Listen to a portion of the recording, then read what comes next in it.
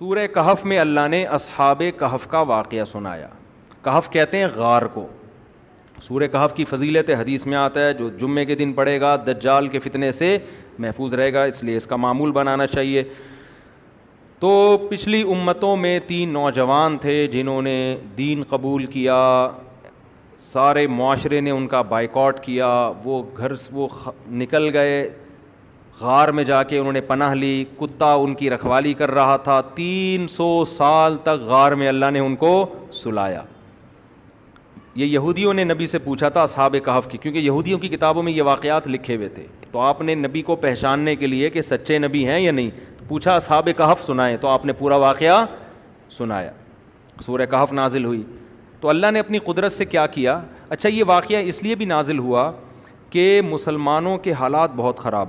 ہمارے نبی صلی اللہ علیہ وسلم کی زندگی میں جب تک 2 شخصیتیں زندہ تھیں تو آپ کی مخالفت تو تھی, لیکن ان 2 شخصیتوں کی وجہ سے رکاوٹ بھی تھی. ایک آپ کے چچا ابو طالب, وہ اگرچہ غیر مسلم تھے لیکن نبی کا انہوں نے بھرپور ساتھ دیا رشتہ داری کی بیس پہ کہ میرا بھتیجا ہے اور یتیم تھا, میں نے پالا ہے, میں کیسے چھوڑ سکتا ہوں اس کو. اور دوسرا آپ کی زوجہ حضرت خدیجہ, وہ بھی عرب میں ان کا بڑا نام تھا, مقام تھا, ان کا خاندان بھی رکاوٹ بنتا تھا. تو جب ابو طالب کا انتقال ہو گیا اور حضرت خدیجہ کا انتقال ہو گیا تو پھر آپ صلی اللہ علیہ وسلم کے جو دفاع کرنے والے تھے نا خاندان کی بیس پر, وہ دفاع کیا پڑ گیا, کمزور. اب مسائل شروع ہو گئے. یہی وجہ ہے کہ اس وقت پھر آپ نے چند صحابہ کو حبشہ کی طرف بھیجا ہجرت کرنے کے لیے, جن میں حضرت جعفر طیار رضی اللہ تعالیٰ عنہ بھی تھے. اسی موقع پہ سورہ کہف نازل ہوئی اور اس میں تسلی دی گئی کہ جن لوگوں نے اللہ کے لیے ہجرت کی ہے اللہ ان کو ضائع نہیں کرتا. تو 3 نوجوان تھے جنہوں نے, ارے آج ہم نے سورہ یوسف تو کمپلیٹ کی نہیں, کل کر لی تھی, کل مکمل ہو گئی. اچھا, میں حیران ہو رہا ہوں کہ یار ایسا تو نہیں, تو میں بھی کہوں آپ لوگ ایسے آرام سے بیٹھے ہوئے ہو. اچھا, کل کر لی تھی, صحیح ہے, یاد آیا. تو تینوں جو تھے نا نوجوان, پوری قوم بت پرست تھی, شرک میں مبتلا تھی, تو یہ توحید پرست تھے. انہوں نے کیا کیا, اللہ کی خاطر, کیونکہ ان کو قتل کا خوف تھا, انہوں نے آپس میں مشورہ کیا کہ اگر ہم اس دین کی طرف واپس آئے تو ہم کبھی بھی خیر میں نہیں, ہم اس علاقے کو چھوڑ دیتے ہیں لیکن ہم اس مشرکوں کے دین کو کبھی بھی قبول نہیں کرتے. تو تینوں نکل گئے. اب اللہ نے بھی ان کی مدد کی, کیونکہ جتنی بڑی قربانی ہوتی ہے مدد بھی اتنی بڑی ہوتی. تو یہ تینوں نکل گئے. غار ان کو نظر آیا, انہوں نے کہا چلو بھائی رات ہم غار میں گزارتے ہیں, صبح دیکھیں گے کہاں کیا کرنا ہے. کتا پالنا اسلام میں حرام ہے. نبی نے فرمایا جس نے کتا پالا روزانہ 1 قرات کے بقدر اس کے اعمال میں سے نیکیاں کم ہوتی رہیں گی. کتا کیا پالنا ایسا عمل ہے جو آپ کی نیکیوں کو کھاتا رہتا ہے, لیکن ضرورت کے وقت کتا پالنا جائز ہے. واقعی ضرورت ہو, ضرورت کیا ہے, حفاظت کے لیے بعض دفعہ کتا رکھنا پڑتا ہے. تو ان لوگوں نے بھی حفاظت کے لیے کتا رکھا ہوا تھا, سمجھ رہے ہیں, کیونکہ مسافر تھے نا, اور تو ان کے پاس کوئی بم تو تھے نہیں, تو کتے سے ہی دفاع کر سکتے تھے اپنا, تو مجبوری میں جائز ہے. تو یہ کتا بھی ساتھ لے کر گئے, غار کے اندر چلے گئے. کتا باہر بیٹھ گیا, پاؤں, قرآن کہہ رہا ہے باسطن ذراعیہ بالوسیط, چوکھٹ پہ نا اپنے پاؤں کو, جیسے کتے کا انداز ہوتا ہے نا بیٹھنے کا. اللہ کی قدرت تھی, اللہ کے علم میں یہ بات تھی کہ یہ جو بادشاہ ہے, جو غیر مسلم ریاست ہے, تھوڑے دنوں میں یہ ریاست ختم ہو جائے گی, ایک اسلامی حکومت قائم ہوگی. ظاہر ہے ٹائم لگتا ہے نا. تو اب انہوں نے قربانی دی, بیچارے کہاں جائیں گے, تو کوئی بات نہیں, ان کو اس غار میں 300 سال کے لیے سلا دو. فَلَبِثُوا فِي كَهْفِهِمْ 300 سِنِينَ وَازْدَادُوا 9, کہ 309 سال اللہ نے سلایا ان کو. یہود کے پاس 300 سال ہے, تو دونوں میں تطبیق اس طرح ہے کہ یہود کہتے تھے 300 سال, وہ شمسی لحاظ سے 300 بنتے ہیں, اور چاند کے لحاظ سے کتنے بنتے ہیں, 309 سال بنتے ہیں. تو قرآن کہتا ہے ہم نے کیا کیا کہ اس کروٹ پہ ان کو لٹایا کہ سورج کی کرنیں بھی سے بھی بچے رہتے تھے وہ, اور وہ کروٹ بھی لیتے رہتے تھے تاکہ زمین نہ کھانا شروع کر دے, اور کتا اسی اسٹائل میں باہر بیٹھا رہے, اور ایسا کتے پہ روب تھا کہ اگر کوئی کتے کو دیکھ لے تو بھاگ جائے وہاں سے, تاکہ لوگ اس غار کے قریب نہ آئیں. 309 سال کے بعد اللہ نے ان کو اٹھایا. اب وہ اٹھا کے کہنے لگے بھائی ہم تو بہت لمبا سوئے ہیں. کتنا سوئے ہیں, کسی نے کہا کہ ہم 1 دن سوئے ہیں, کسی نے کہا کہ ہم آدھا دن سوئے ہیں, کیونکہ 24 گھنٹے سے زیادہ تو کوئی بھی نہیں سوتا نا. ہماری قوم سوتی ہے لیکن وہ بھی تھک جاتی ہے, 24 گھنٹے کے بعد وہ بھی تھک جاتے ہیں. تو بستر کھا کے ختم کر دیں گے نا آپ کو. تو پھر کہنے لگے اللہ ہی جانتا ہے کتنے سال سوئے ہیں, اب اس بحث میں رکھا کیا ہے. وہ کافی ڈیبیٹ ہوئی نا یار کتنا ٹائم سوئے ہیں, لیکن بھوک کی وجہ سے پیٹ کمر پہ چپک گیا تھا. تو اب انہوں نے کہا یار یہ سکہ رائج الوقت جو ہے لے کر جاؤ اور چھپ کے جا کے کوئی ازکا طعامن حلال رزق لے کر آؤ. ازکا طعامن کیوں کہا؟ غیر مسلم ریاست ہے, اس سے پتہ چلتا ہے کہ غیر مسلم کنٹری میں جب آپ کھانا کھائیں گے تو آپ پر یہ تحقیق لازم ہے کہ حلال کھانا ہو, کتے بلی کا گوشت اٹھا کے نہ لے آئیں آپ, اور ذبح بھی حلال طریقے سے ہوا. اب وہ جناب جب بندہ آیا ہے نا تو وہ تو سارا آوے کا آوا ہی بگڑا ہوا ہے, وہ چھپتا پھر رہا ہے کیونکہ پکڑ نہ لے, لیکن بندہ ہی نہیں ہے وہ.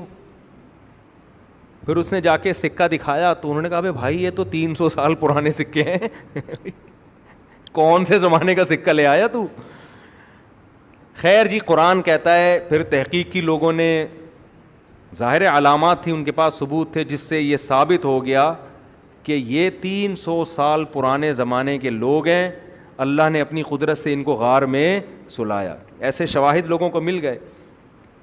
تو یہ اللہ کی قدرت ہے. اس میں اللہ نے یہ بتایا کہ میں جب کسی کی مدد کرنا چاہوں تو اسباب کا محتاج نہیں ہوں. بالکل اسی جیسا واقعہ سورہ بقرہ میں بھی ہے کہ ایک پیغمبر تھے, انہوں نے اللہ سے کہا کہ اللہ تو مردوں کو کیسے زندہ کرے گا.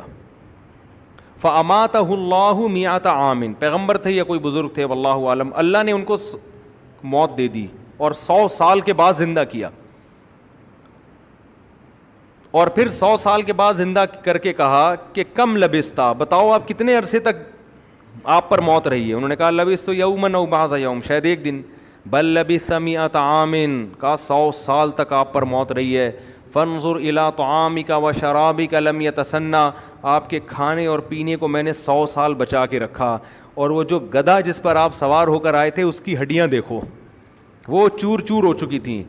وانظر الی العظام, اب اللہ نے کہا اب دیکھنا میں اس کو دوبارہ گدھا کیسے بناتا ہوں. کیف ننشزها ثم نکسوها لحما, پورا ہڈیوں کا ڈھانچہ بنائے اور دوبارہ اس پہ گوشت آ گیا. تو اللہ نے یہ بتایا کہ میں اس طرح سے ان مردوں میں دوبارہ جان ڈال سکتا ہوں. پھر ابراہیم علیہ السلام کا بھی اسی سے ملتا جلتا واقعہ. ابراہیم علیہ السلام نے اللہ سے پوچھا اے اللہ تو مردوں کو کیسے زندہ کرے گا. اللہ نے کہا اے ابراہیم یقین نہیں ہے. کہا اللہ یقین ہے اور یقین بڑھانا چاہتا ہوں. اللہ نے کہا ٹھیک ہے 4 پرندے لیں, ان کو کسی آواز سے مانوس کریں. پرندوں کو جب خاص آواز سے مانوس کرتے ہیں اس آواز پہ پرندہ چل کے آتا ہے. پھر ان 4 پرندوں کو ذبح کر کے کیما بنا کے ان کا گوشت آپس میں مکس کر کے پہاڑ کے 4 کونوں پہ, چاروں طرف پہاڑ ہے نا, ان پہ رکھ دو. ثم ادعوہن, پھر جس پرندے کو جس آواز سے مانوس کیا وہ آواز نکالیں. یاتینک سعیا, اس کی بوٹیاں اڑیں گی اور جڑ کے پورا پرندہ بن کے دوڑ کے آئے گا. تو یہ اللہ کی قدرت ہے میرے بھائی. بار بار کافر اعتراض کرتا ہے موت کے بعد زندگی نہیں ہے, مر گئے تو ختم ہو گئے. اللہ کہتے ہیں جس نے پہلی مرتبہ پیدا کیا, سورہ بنی اسرائیل میں یہ بھی ہے کہ یہ آپ کو مجنون کہتے ہیں, دیوانہ کہتے ہیں. وقالوا اذا كنا عظاما ورفاتا انا لمبعوثون خلقا جديدا, قرآن کا انداز دیکھو. یہ کہتے ہیں کہ جب ہم بوسیدہ ہڈیاں ہو گئے, مر کے مٹی ہو کے ختم ہو گئے, تو کیا ہم دوبارہ زندہ ہوں گے. قرآن کا انداز دیکھو. قرآن کہتے ہیں قل, اے نبی ان سے کہہ دو, کونو حجارتن, تم ہڈی نہیں تم لوہا بن جاؤ. او حدیدن, تم پتھر بن جاؤ. او حدیدن, یا لوہا بن جاؤ. او خلقا مما یکبر فی صدورکم, وہ کچھ بن جاؤ جس کے بعد تمہارا خیال ہو کہ اب تو دوبارہ بننا ممکن ہی نہیں ہے, تم ایسا بھی بن جاؤ. قرآن کہتا ہے اب یہ کہیں گے اچھا اگر ہم ایسے بن گئے, جل کے راکھ کر دیا اپنے آپ کو, کون زندہ کر سکتا ہے پھر. قرآن ان کا سوال دہراتا ہے. پھر قرآن کہتا ہے پھر یہ سوال کریں گے تو آپ جواب کیا دیں گے. قل الذی فطرکم اول مرہ, یعنی قرآن سوال بھی خود ہی سکھا رہا ہے. نہیں آئی بات. قرآن کہہ رہے اے نبی آپ ان کو کہیں کہ تم دوبارہ زندہ ہوگے. یہ جواب میں کہتے ہیں کہ کیسے ہو سکتے ہیں جب ہڈی ہو گئی. تو قرآن کہتا ہے جب یہ سوال یہ کرے نا تو آپ جواب کیا دیں؟ ہڈی تو دور کی بات، تم لوہا بن جاؤ، پتھر بن جاؤ، یا راکھ بن جاؤ، کچھ بھی بن جاؤ. تو قرآن کہتا ہے جب آپ یہ کہیں گے تو یہ فوراً کہیں گے میں یعیدنا، بھائی راکھ بن گئے تو کون بنائے گا؟ ہندو جلا دیتے ہیں نا، کون بنائے گا؟ اے نبی پھر آپ جواب کیا دیں؟ قل الذی فطرکم اول مرہ، جس نے پہلی مرتبہ بنایا. پہلی مرتبہ پہ کیوں یقین کر لیتے ہو؟ اپنی آنکھوں سے دیکھ لیا نا، منی سے انسان بنا دیا، قطرے سے بنا دیا. جو فرسٹ ٹائم بنا سکتا ہے وہ دوبارہ بھی بنا سکتا ہے. بلکہ قرآن ایک جگہ کہتا ہے وَهُوَ أَهْوَنُ عَلَيْهِ، پہلی دفعہ کسی چیز کو بنانا مشکل ہوتا ہے، دوبارہ بنانا آسان ہوتا ہے. قرآن کہتا ہے اب یہ کہیں گے قُلِ الَّذِي فَطَرَكُمْ أَوَّلَ مَرَّةٍ فَسَيُنْغِضُونَ إِلَيْكَ رُؤُوسَهُمْ وَيَقُولُونَ مَتَاهُ. اب یہ مذاق اڑانے پر آ جائیں گے، کیونکہ اب بڑی دلیل دے دی نا آپ نے، جس نے فرسٹ ٹائم بنایا اس کا ان کے پاس کوئی جواب نہیں ہے. ارے فرسٹ ٹائم کیسے بنا لیا بھائی؟ واقعی جو پہلی دفعہ بنا سکتا ہے دوبارہ بھی. اب قرآن کہتا ہے پھر یہ تمسخر میں کہیں گے متا ہوا، اچھا وہ کب بنائے گا؟ یہ ٹائم بتا دیں نا آپ. نہیں آئی بات؟ وہ دوبارہ پیدا کس تاریخ کو کرے گا؟ ڈیٹ تو اناؤنس کریں. فَسَيُنْغِضُونَ إِلَيْكَ رُؤُوسَهُمْ وَيَقُولُونَ مَتَاهُ قُلْ عَسَىٰ أَن يَكُونَ قَرِيبًا. اے نبی تاریخ نہ بتائیں، یہ بتا دیں کہ بہت جلد ہو جائے گا، زیادہ ٹائم نہیں لگے گا. اس زمین کی عمر کو دیکھو، اس کے لحاظ سے حدیث میں آتا ہے قیامت میرے بہت قریب ہے، بہت قریب ہے. تو یہ بنی اسرائیل کے درس ہیں. اسی طرح سورہ بنی اسرائیل میں ایک اہم آیت یہ بھی ہے کہ یہ لوگ کہتے ہیں کہ او یکون لک جنۃ من نخیل وعنب فتفجر الانہار خلالها تفجیرا. کہ آپ ہماری طرح کے انسان ہو، آپ ہاتھ سے اشارہ کرو کھجور انگور کے باغات پیدا کر دو. آپ کے پاس تو نہ کھجوروں کے باغات اور نہ انگوروں کے باغات، آپ تو غریب مسکین ہو. او تسقط السماء کما زعمت علینا، آپ کہتے ہو عذاب آئے گا نا، ابھی آسمان کا ٹکڑا ہمارے اوپر گرا دو. او ترقى فی السماء، یا آپ ہمارے سامنے آسمان پہ جاؤ اور ہم پھر بھی یقین نہیں کریں گے جانے کا، آپ وہاں سے قرآن ہاتھ میں اتار کے ہمارے پاس لے کر آؤ. سمجھ میں آ رہی ہے بات؟ قرآن کیا جواب دیتا ہے؟ اے نبی ان تمام باتوں کا ان کو جواب دیں سبحان ربی، میرا رب ہر عیب سے پاک ہے. میں نے خدا ہونے کا دعویٰ نہیں کیا، خدا کا سفیر ہونے کا دعویٰ کیا ہے. اسلام کے دعوے میں کتنی کلیئرٹی ہے، دیکھو 2 اور 2 4 کی طرح بات کو کلیئر کیا گیا ہے. میں نے یہ تھوڑی دعویٰ کی ہے تو خدا کر سکتا ہے، میں خدا تھوڑی ہوں. آگے قرآن کہتا ہے لوگوں کو اس پر اشکال ہو رہا ہے کہ آپ فرشتہ کیوں نہیں ہو، انسانوں کی طرح کیوں ہو. تو قرآن جواب دیتا ہے قُل لَوْ كَانَ فِي الْأَرْضِ مَلَائِكَةٌ، زمین میں اگر فرشتے رہا کرتے مطمئنین، مستقل ان کا اسٹے یہیں زمین پہ ہوتا، لَنَزَّلْنَا عَلَيْهِم مِّنَ السَّمَاءِ مَلَكًا رَّسُولًا، تو ہم آسمان سے فرشتے ہی کو پیغمبر بنا کے بھیجتے. رہتے انسان ہے، انسان کو فالو کرتا ہے، فرشتوں کو فالو نہیں کرتا، کیونکہ فرشتے ہوتے انسان اس سے انسیت نہ ہوتی. انسان کہتا ہے یہ نظر کی حفاظت کر لیتے ہیں، ان کو تو عورت کی حاجت ہی نہیں ہے، ان کو تو بھوک کی لگتی نہیں ہے، تو یہ تو حرام سے بچ سکتے ہیں. ایک اور جگہ قرآن اس اشکال کا جواب دیتا ہے کہ پھر یہ اشکال کرتے ہیں کہ اچھا انسان ہوتا فرشتہ انسان کے روپ میں آ جاتا، بھوک لگنا شروع ہو جاتی اس کو، اس میں بھی خواہشات ہوتی، وہ خواہشات سے بچتا. تو ہم کہتے جب یہ بچ سکتا ہے تو ہم کیوں نہیں بچ سکتے؟